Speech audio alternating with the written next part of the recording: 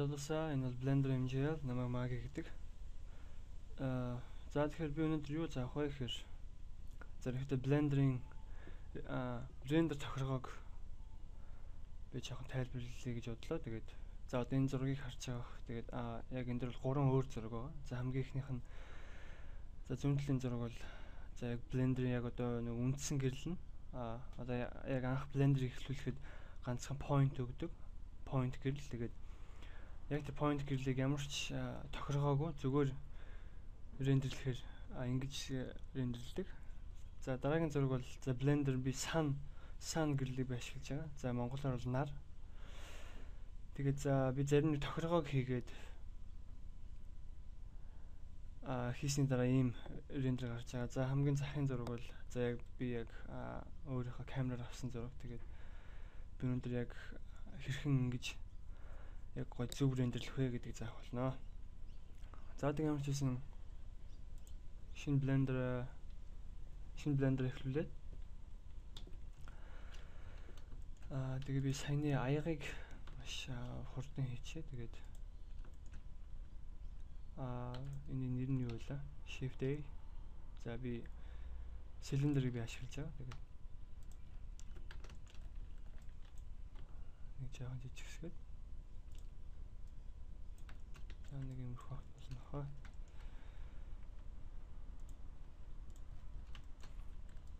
За тэгээ Blender зөвхөн яаж модель хийх нь сурцсан багт их тийм гайгүй програм. Тэг хамгийн гол үндсэн юм нь бол рендерс байгаа. Тэгээд яг гоё зөв рендерлээд сурчих юм бол цаашаа ажиллахад юм гайгүй байдаг. За тэгээд subdivision жоох өгöd V3 хүртэл би явуулчих. Тэгээд би нэг Camtasia ашиглаж байгаа болохоор бас жоохон гацаад ах шиг байна. Жоохон хэлбэрийн засаад.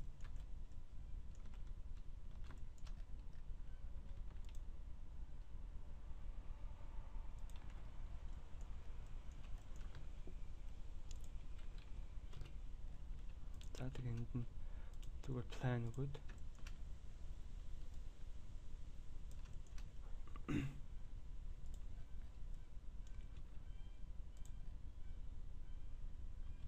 За би бас нэг 2 сарын 10-нд хийн гэсэн хичээлүүдээ бас хийж бас арай л амжихгүй л байна. Тэгээд тэгж байгаа би гаргах болно.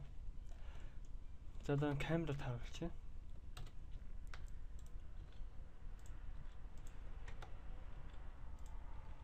Зөвхөн камерын одоо энэ рендер засаг одоо зүүн талын засанд за тэрний энд яг нэг камерын хэмжээсүүд нь бол энд байдаг. Тэгээд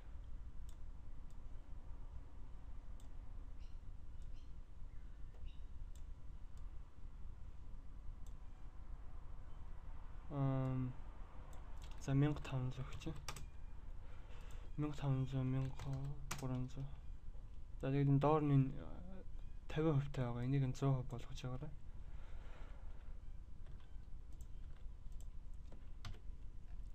Тэгээд камера жоохон доошлуулаад.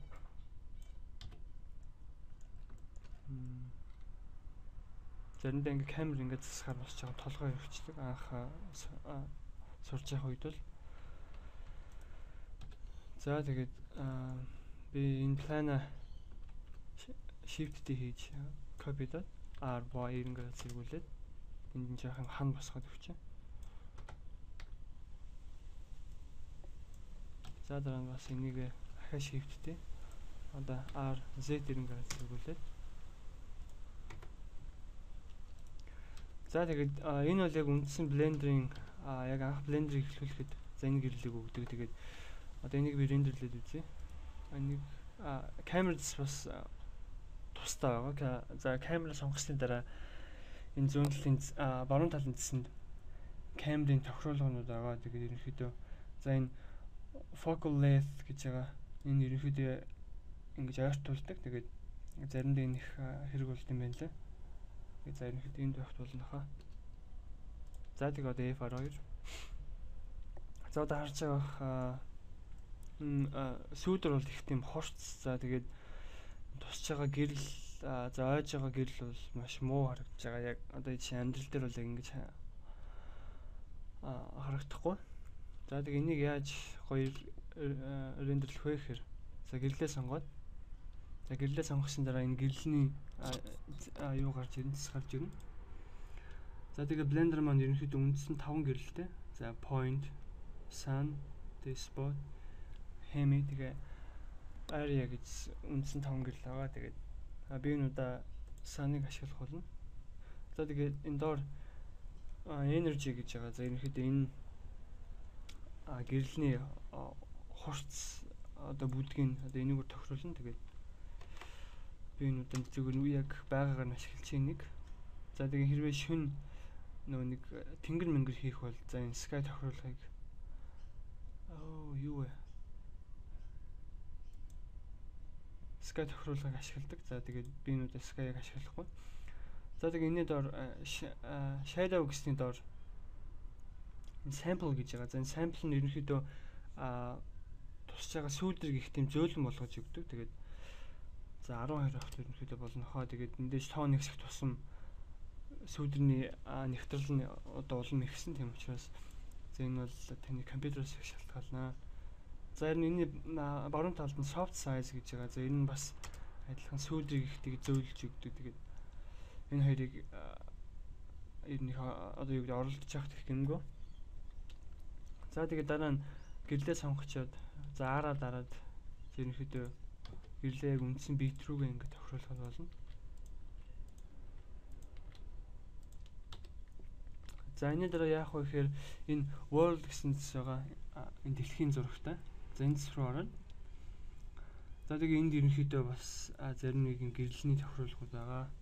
За тэгээд эднийг одоо оролдохоос өмнө эхлээд world гэсэн зэс рүү одоо орчоод шууд дараа нь text рүү ороорой.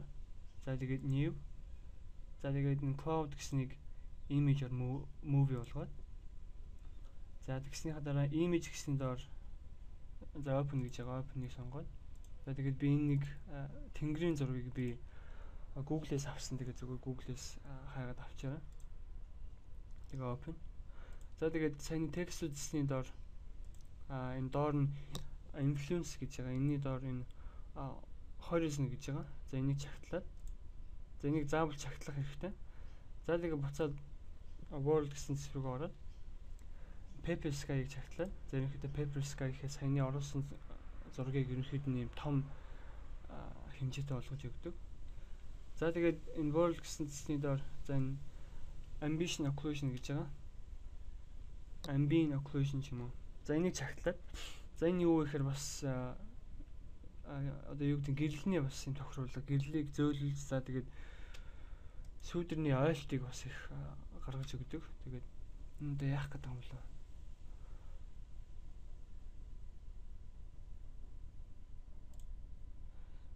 за тэгээд энийг 0.2 юм уу 3 таа явах тэрнэхэдэ болдог. За тэгээд энэний аралт нь add гэж байгаа. Энийг multiply болгоод. За тэрний доор environment lighting гэж байгаа. За энийг бас чагтлаад. За энэ одоо жишээ нь шинэ зургийг буцаагаад харъя. За одоо жишээ нь яг гадаа ингээд ийм халуун өдөр байлаа гэхэд ийм тусч байгаа гэрэл нь тийм улаан байдаг шүү дээ. Тэгээд одоо жишээ нь энэ аяган дээр ингээд тусахад тэр улаан гэрэл одоо ингээд ганцхан аяга биш ингээд бүх одоо эргэн тойронд байгаа бүх юм руу ингээд тусдаг. За яг тэрний тохируулга бол энэ environment lighting. Тэгээд энэ white гэснийг энэ за sky texture болгочаарай. За энэ саяны бидний өмнө ашигласан texture-ыг одоо ашиглаж өгдөг. Тэгээд за энэний доор нөгөө indirect lighting гэж байгаа. За энийг заримдаа ашигладаг, заримдаа юу ашиглах шаардлага байдаг. Ягаад тэгэхээр за ambition occlusion-ыг ашиглаж байгаа учраас за indirect lighting бас тийм чухал биш байдаг. За тэгээ энэний доор энэ gather гэдгийн доор энэ fall off гэж байгаа. За энийг чагтлаад. За энийг бас би яг сайн тайлбарлаж бас мэдэхгүй юм. Тэгээд бас тийм сүүдэртэй бас ажилд юм шиг байна лээ. Тэгээд за sample гэсэн бас 8 юм 9 болгоод өгчөөрөө. За мэдээж энэ бол нэгтгэрлэн. За тэгээд одоо камер руугаа ороод рендерлээд үзье. F12. За ингэснийхаа дараа таны компьютероос их шалтгаална. Хэрэг компьютер чинь CPU сайтай бол ерөнхийдөө их хурдан уншин. За хэрвээ CPU чинь жоохон бага бол бас их удаан уншдаг. Тэгээд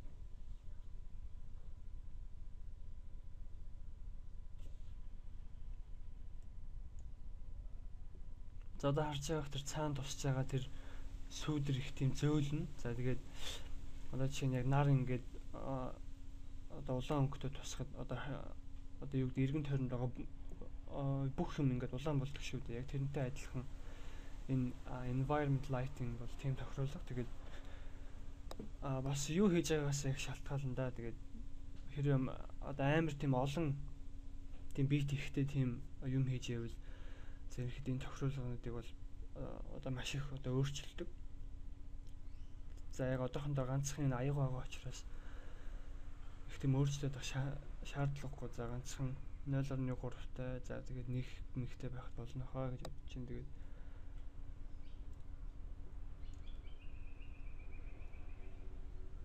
за тэг ямар ч хэлсэн энэ хичээл таалагдсан баг шнэ. Тэгээд их тийм товчхон тэгээд их тийм үр дүнтэй болсон баха гэж. Би яг өмнөх хичээллүүд дээр бас яг ингэж бас сайн тайлбарлаж заагаагүй. Тэгээд за ерөнхийдөө модель яаж хийхийг сурцсан байхад за дараа нь рендерс бол их чухал байдаг. Тэгээд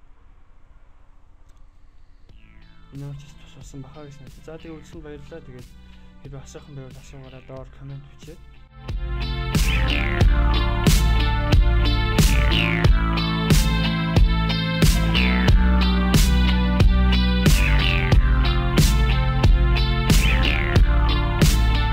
I'm giving you a night call, tell you how I feel.